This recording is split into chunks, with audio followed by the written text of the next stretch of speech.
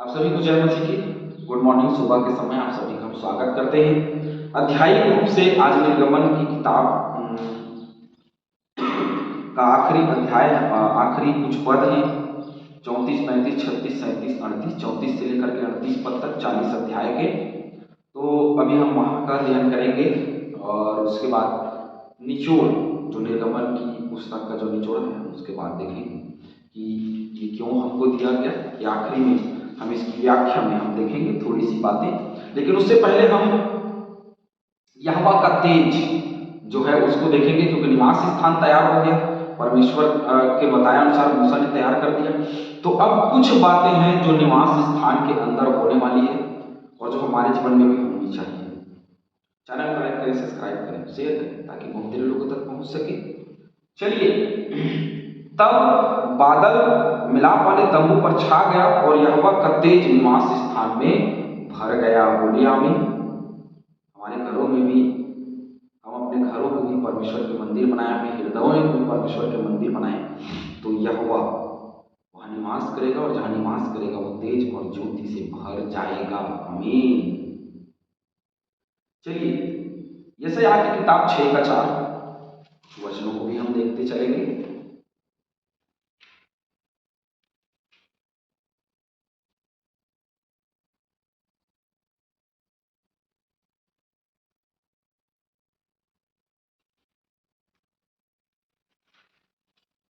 यशायाह 6:4, और पुराने वाले के शब्द से देवड़ियों की नेवें डोल उठी और भवन धुएं से भर गया।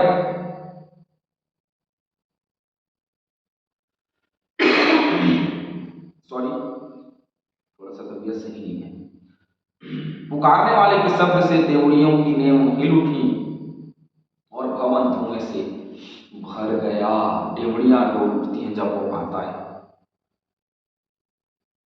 यह हिजकिय्याह 10:4।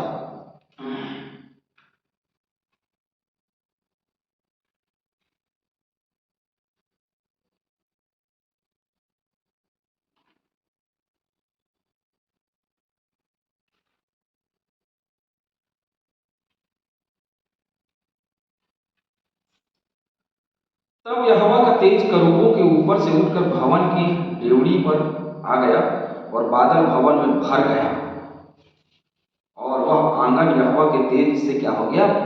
तेज के प्रकाश से वो आंगन भर गया। ठीक वैसे ही हम निवास स्थान में देख रहे हैं कि उसकी ऊर्जा, उसका जो उजाला है, और वो निवास स्थान जिसको मूसा ने यहोवा के कहे अनुसार बनाया, वो निवास स्थान यहोवा के उजाले से भर गया।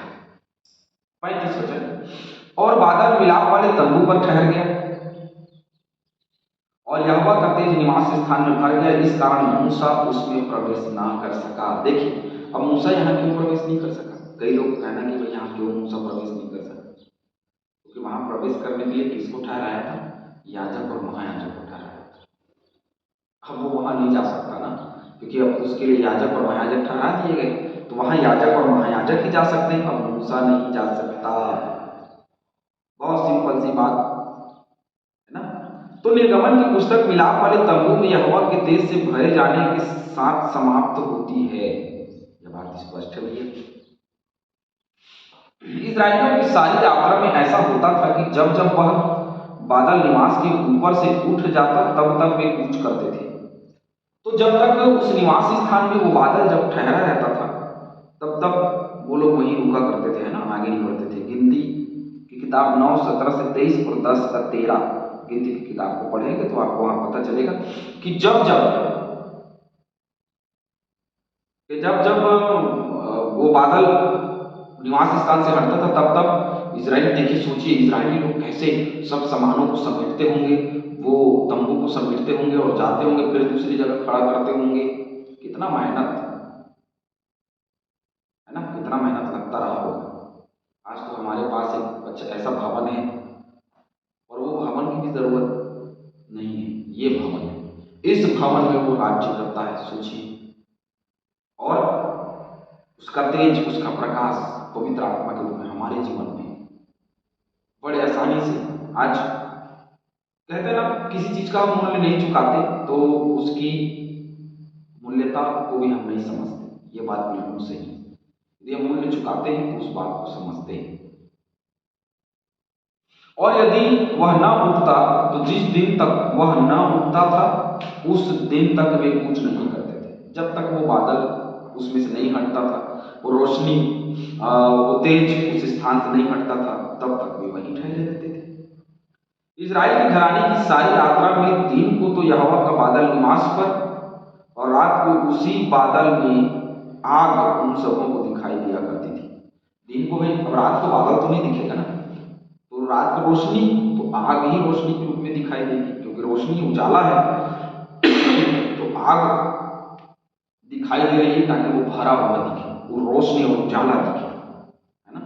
और दिन को तो खैर उजाला रहता है, लेकिन वो बादल दिखाई देता है क्योंकि छाया, बादल छाया का प्रतीक, देखेंगे जब भी बदली आती तो छाया हो जाता है, तो बादल छाया का प्रतीक है और आग जो है वो रोशनी का। तो बादल धूप के समय इजरायलियों को लगता था और आग रात के समय इजरायलियों को लगता था। पहला कुरिन्थियों 10 का एक वचन हम देखेंगे।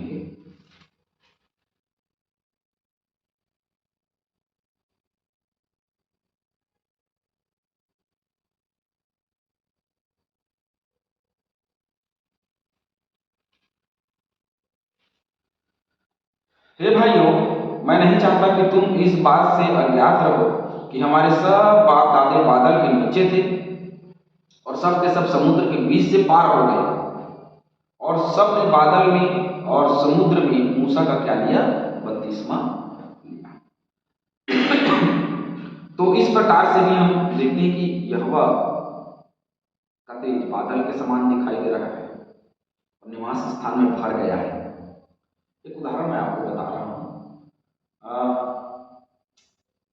एक व्यक्ति के 2 पुत्र थे। उन दोनों पुत्र को उसने कहा कि बेटा, क्या कुछ पैसे उनको दिए गए, बहुत थोड़े थे, और उन्होंने कहा कि बेटा, ये जो घर है, जो तुम्हारा घर है, और उसमें जो एक कमरा है, उसको इन पैसों से जो कुछ खरीदना चाहे खरीद लो। क्या करना है? भर देना है। अब बड़ा वाला बेटा सोचने लगा यार कि क्या किया जाए। छोटा बेटा भी सोच रहा है क्या किया जाए। तो बड़े बेटे ने क्या किया, क्योंकि पैसा थोड़ा था तो उसने भी भर दिया, और छोटे बेटे ने कोई तैयारी नहीं की, कुछ भरा ही नहीं। बड़ा बेटा देख के खुश हो रहा था कि छोटे ने तो कुछ तैयारी नहीं की है, छोटा बेटा जो है वो मेरे मुकाबले में बुद्धि के मुकाबले नहीं है। अब पिताजी आते हैं और आके बोलते हैं कि चलो भाई, अपना अपना दरवाजा खोलो, अपने अपने कमरे का क्या है देखते हैं। तो बड़े याव के साथ कहा कि उसने कुछ तैयारी नहीं की है पापा, मैंने भर दिया है कमरे से, देखो। और जब उसने खोला तो देखा कि गंदगी और कचड़े को उसने भर दिया था और पूरे बदबू से वो कमरा भरा हुआ था। भरा तो था किससे? बदबू से, है ना। फिर अब दूसरे बेटे की बारी है, छोटे बेटे की। तो छोटे बेटे को लगा चलो दिखाओ जरा क्या है। छोटा बेटा भी गया दिखाने के लिए। तो देखा उसने, अंधेला था कमरे में। उसने अपने पापा को ले जा करके एक जगह में बिठाया अंधेले में और बिठा करके दरवाजा बंद किया। और बंद करने के बाद में उसने एक मोमबत्ती ली और मोमबत्ती लेकर के उसने जला दिया। जितना पैसा उसका मिला था उसका एक भाग, 100 में एक भाग, 100 में 1%, 1 रुपये, 100 रुपये तो 1 रुपये समझ लीजिए। तो 1000 यदि दिया तो आप समझ लीजिए कि उसने 10 रुपया में वो कमरा भर दिया। 10 रुपये की मोमबत्ती उसने जला दी, 2 मोमबत्ती उसने जलाई और कहा ये देखो उजाले से मेरा कमरा भर गया और ये आपका बचा हुआ पैसा आप रख लीजिए, क्योंकि मुझे इस कमरे को भरने के लिए सिर्फ उतना ही चाहिए था। और पिता खुश हो जाते हैं और उसको सारा राजपाट दे देते हैं। भरते हैं अपने जीवन से, हम वचन से भरते हैं, संसारिकता से भरते हैं। भरा रहता है मनुष्य का जीवन, ऐसे नहीं कि खाली रहता है। मनुष्य का जीवन भरा रहता है, लेकिन इसको भरना किससे है? हमारी जिम्मेदारी। किससे हम भरते हैं? ये परमेश्वर का वचन है। बादल से वो स्थान भरा हुआ है, मतलब परमेश्वर के तेज से, परमेश्वर के आशीष से वो स्थान भरा हुआ है। आज मेरे और आपका घर, मेरा मन, मेरा हृदय, मेरी कलीसिया, मेरा ये खुद, ये मेरी कलीसिया है ना, ये किससे भरा है? भरा तो रहता है गंदगी से, बुरे ख्यालातों से, संसारिकता की चीजों से, शारीरिक अभिलाषाओं से, दिन भर मानसिक टेंशन में भरा रहता है। हमारे पास टाइम नहीं है।